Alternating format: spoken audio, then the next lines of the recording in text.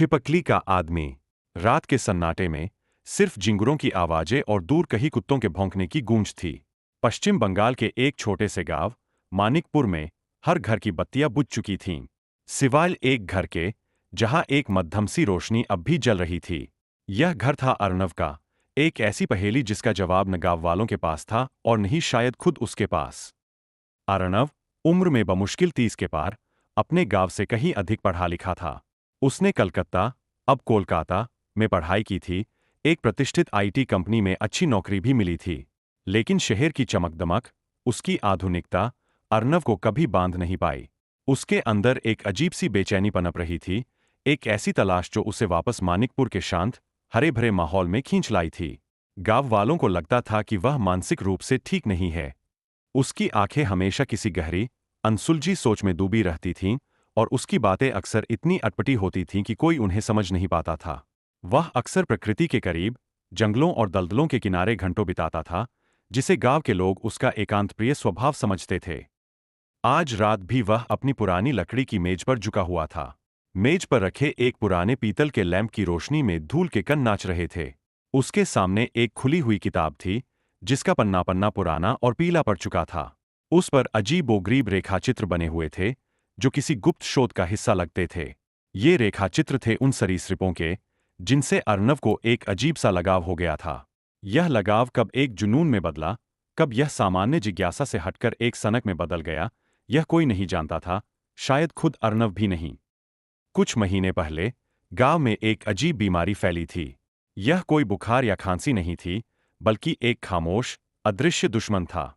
बच्चे रात में सोते सोते अचानक गायब हो जाते थे। उनके बिस्तर सलीके से लगे मिलते, खिलौने जहां के तहां पड़े रहते, बस बच्चे नहीं होते थे। शुरुआत में गांव वालों ने इसे भूतों का काम समझा, कुछ ने इसे तंत्र मंत्र का असर बताया। फिर पुलिस आई, उन्होंने गहन छानबीन की, लेकिन कोई सुराग नहीं मिला। न कोई जबरन घुसने के निशान, न कोई चीख पुकार, बस सन्नाटा और खाली बिस्तर। धीरे धीरे दहशत गांव के हर घर में पसरने लगी। हर शाम माएं अपने बच्चों को कलेजे से लगाकर सोती थीं, हर सुबह डर के साए में उठती थीं। लेकिन अर्नव इन सब से अछूता था, या शायद ऐसा लगता था।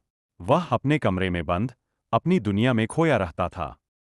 एक दिन, गांव के बाहरी छोर पर, अर्नव के घर के ठीक पीछे, एक अजीबोगरीब घटना हुई। एक खेत मजदूर को एक विशाल छिपकली मिली। यह सामान्य छिपकली नहीं थी।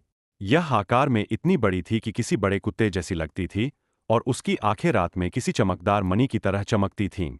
गांव में ऐसी छिपकली पहले कभी नहीं देखी गई थी। अर्नव ने उसे देखा, और उसकी आंखों में एक अजीब सी, लगभग परभक्षी चमक थी। उसने उसे पकड़ा, किसी एक्सपर्ट की तरह, जैसे वह जानता हो कि उसे कैसे संभालना है। उस रात गांव में एक और बच्चा गायब हो गया। गांव वालों ने छिपकली को अशुभ मानकर उसे मारने की कोशिश की, लेकिन अर्नव ने उन्हें रोक दिया। उसने तर्क दिया कि यह एक दुर्लभ प्रजाति है और इसे बचाना चाहिए। उसकी बातें हमेशा की तरह हटपटी थीं, लेकिन उसकी आंखों की चमक में कुछ ऐसा था जो गांव वालों को डरा गया, और वे पीछे हट गए। अर्नव को बचपन से ही जानवरों से डर लगता था, खासकर रेंगने वाले जीवों से। सांप, छिपकली, कीड़े मकोड़े, इन सब से वह दूर भागता था। लेकिन एक घटना ने उसकी जिंदगी पूरी तरह बदल दी थी। जब वह सिर्फ 5 साल का था, एक जहरीली छिपकली ने उसे काट लिया था। वह खेल रहा था, और अचानक एक हरे रंग की छिपकली, जिसकी पीठ पर लाल धब्बे थे, उसके हाथ पर चढ़ गई थी। दर्द इतना तेज था कि वह बेहोश हो गया था। डॉक्टर ने कहा था कि वह नहीं बचेगा, जहर उसके पूरे शरीर में फैल चुका था। लेकिन किसी चमत्कार से वह बच गया था। इस घटना के बाद अर्नव के व्यवहार में एक सूक्ष्म परिवर्तन आया था। उसे रेंगने वाले जीवों से एक अजीब सी जिज्ञासा होने लगी थी। वह पहले उन्हें डर से देखता था, लेकिन अब उसकी आंखों में एक अजीब सी ललक होती थी, जैसे वह उन्हें समझना चाहता हो, उनके रहस्यों को उजागर करना चाहता हो। यह जिज्ञासा धीरे धीरे एक सनक में बदल गई थी। वह घंटों उन्हें देखता रहता था, उनकी हरकतों को, उनके शरीर की बनावट को, उनकी चिकनी त्वचा, उनकी फुर्ती, उनकी शिकार करने की प्रवृत्ति, सब कुछ उसे मोहित करने लगा था। उसने गुप्त रूप से उनका अध्ययन करना शुरू कर दिया था। उसने शहर में रहते हुए भी उन पर किताबें पढ़ी थीं, दुर्लभ प्रजातियों के बारे में शोध किया था। उसने अजीबोगरीब प्रयोग किए थे, जिनके बारे में कोई नहीं जानता था। उसने अपने कमरे को एक प्रयोगशाला में बदल दिया था, जहां तरह तरह के सरीसृपों को पाला जाता था, उनके व्यवहार का अध्ययन किया जाता था। गांव वालों को लगता था कि वह सिर्फ किताबें पढ़ता है, लेकिन उन्हें नहीं पता था कि अर्नव का यह अध्ययन कितना गहरा और खतरनाक था। रात गहराती जा रही थी।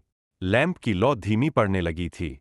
अर्नव ने अपनी मेज से एक छोटे से मजबूत पिंजरे को उठाया।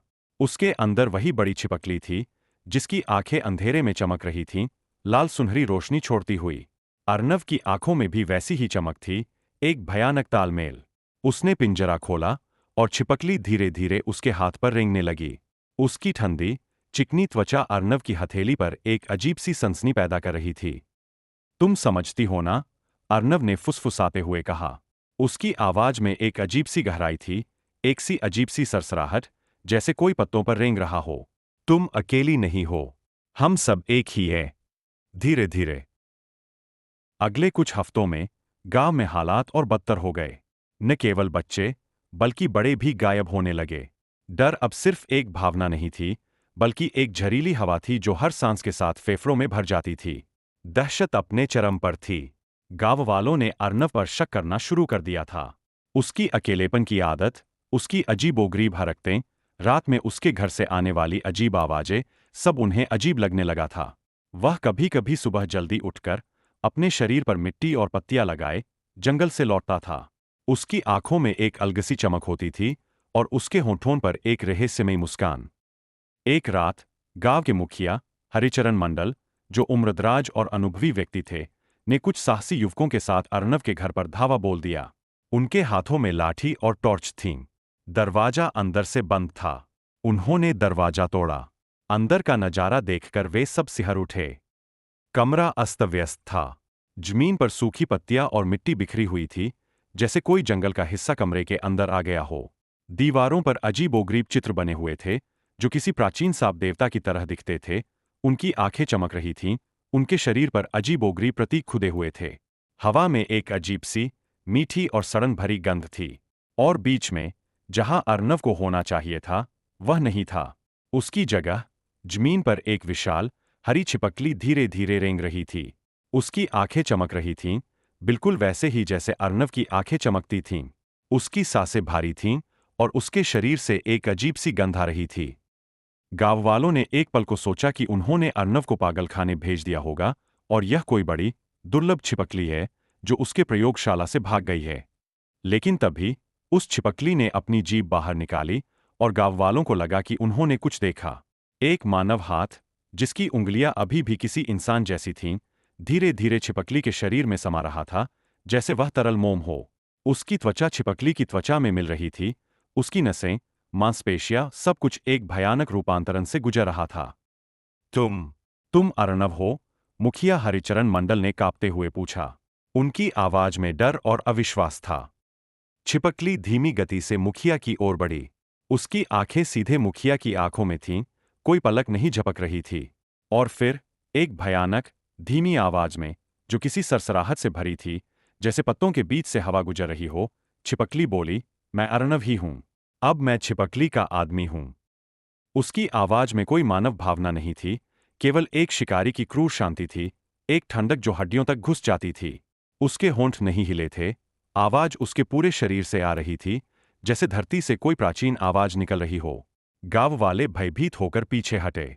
उनके पैरों तले जमीन खिसक गई थी। यह कोई बीमारी नहीं थी, कोई भूत नहीं था, यह एक जीवित, सांस लेता हुआ दुःस्वप्न था। छिपकली ने एक गहरी, लंबी सांस ली, उसके फेफड़े अजीब सी ध्वनि कर रहे थे। और फिर अचानक, वह बिजली की गति से उन पर झपटी। उसकी चाल इतनी फुर्तीली थी कि कोई इंसान उसका मुकाबला नहीं कर सकता था।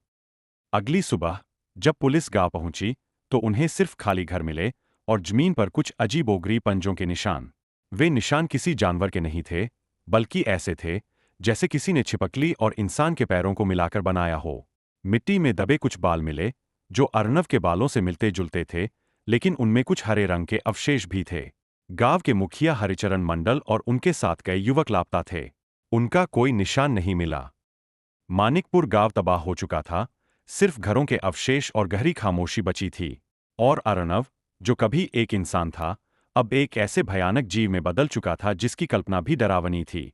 वह छिपकली का आदमी बन गया था, जिसने धीरे धीरे खुद को खो दिया था और प्रकृति के सबसे डरावने शिकारियों में से एक में विलीन हो गया था।